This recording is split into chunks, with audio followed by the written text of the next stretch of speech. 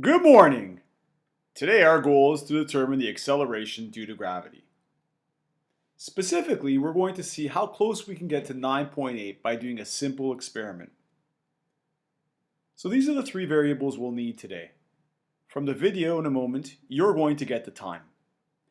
The displacement.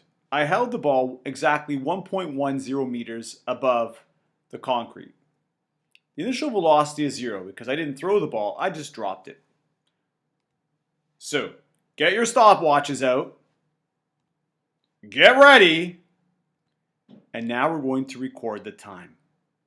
You're going to start the stopwatch as soon as you see my fingers move. You're going to stop the stopwatch just at the moment when the ball is going to hit the ground. Just before it hits the ground, you want to stop that stopwatch. So get ready.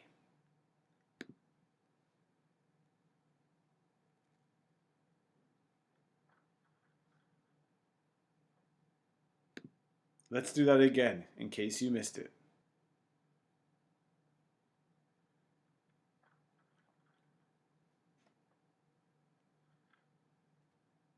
So this is the table I need you to complete today. The title of the table, Calculating Acceleration Due to Gravity.